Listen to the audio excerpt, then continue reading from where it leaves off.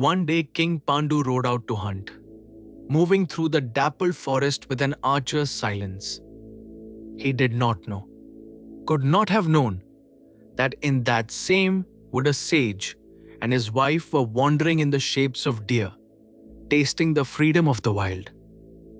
Two innocent parties, one forest and fate holding its breath. Pandu saw a stag, drew, and loosed. One clean shot, the kind he had made 1,000 times. But this time the stag fell and changed, and where a deer had been lay a rishi with an arrow in him, his true form returning as his life ran out. The king stood frozen, the bow still humming in his hand. With his final breath, the sage fixed his eyes on the king and spent it on a curse. The moment you taste the pleasure of your wife's embrace, you die. Then he was gone, and Pandu stood alone in the forest with the two wrecked halves of his life. The deed he could not undo, and the doom he could not outrun. Pandu did not go home to his throne. He gave the kingdom into the hands of Bhishma and Vidura and walked into the forest with Kunti and Madri, trading his crown for barcloth and his palace for a hermit's clearing.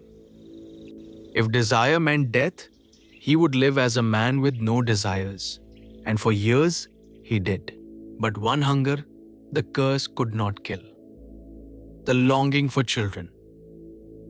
Watching her husband ache for what he could never father, Kunti finally opened her oldest secret. There is a mantra, she told him, Durvasa's gift from my girlhood. It calls a god down, and the god grants a son equal to himself.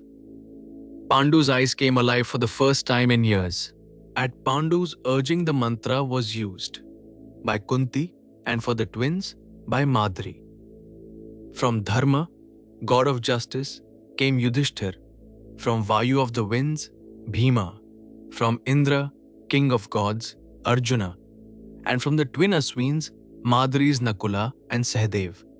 5 sons of 5 gods, born to a king who could father none. The Pandavas. The 5 boys grew up barefoot among ascetics, princes who knew mantras before money, and the names of trees before the names of courtiers. They wrestled on the hermitage grass, raced under the great sals, and sat wide-eyed at the sages' evening tales. It was, though none of them knew it, the happiest their family would ever be. So the years passed. Pandu with his queens and his 5 bright sons, living the clean life of the woods. Peace of a kind. But a curse is patient. It does not tire, does not forget, and does not need to hurry. It only needs one unguarded hour. And spring, every year, kept coming back. That year spring came in like a festival. The forest burst into flower. Creepers climbed drunk on their own blossoms. Birds sang courtship from every branch. The whole world throbbing with one message: live, love, be young. And walking in that intoxication were Pandu and Madri, alone together, their sorrows loosening in the warm air. Madri saw the look in his eyes and protested. The curse, my lord, remember the curse. She said it once, twice, again. But the season was stronger than the memory. Pandu reached for his wife. One embrace, after 13 years of iron restraint, and the sage's words struck like lightning finding its mark. He fell, and it was over.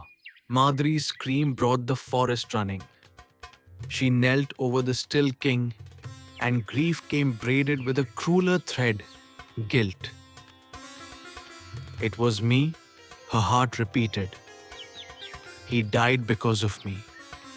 No one could console her, because some part of her had already made a decision. At the pyre, Madri turned to Kunti with her last request. Be mother to my twins as you are to your 3. They are 5 brothers now, one mother between them. Then she followed her husband into the fire, taking her guilt where he had gone. The forest that had sheltered them all stood witness, utterly silent.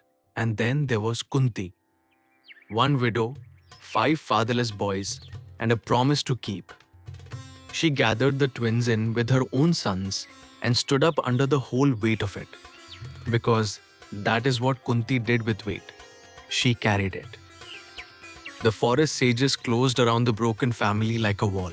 The ascetics took counsel and made their decision.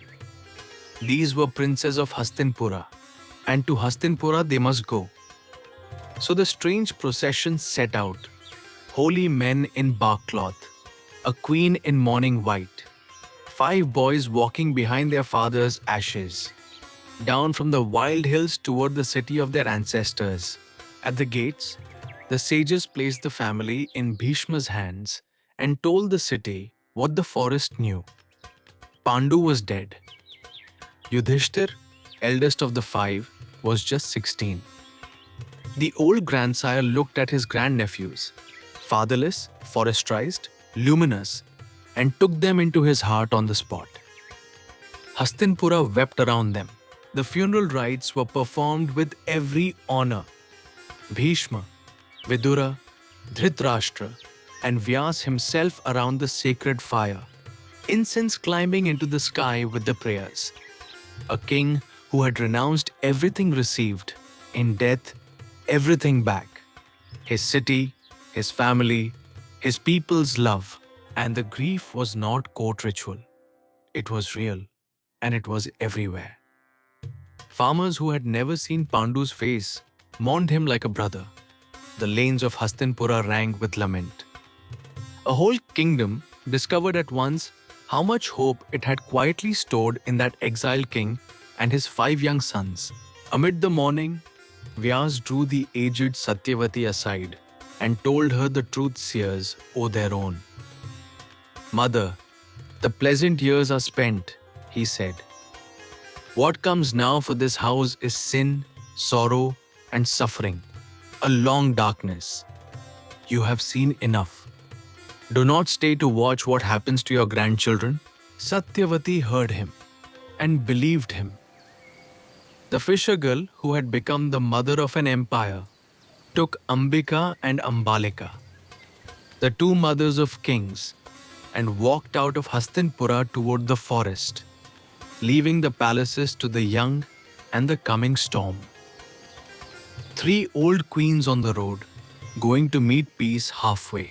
In the forest, the 3 queens gave themselves to austerity and prayer, and in time rose from this world to the regions of bliss, spared, as Vyas had wished, every sorrow that was coming for their line.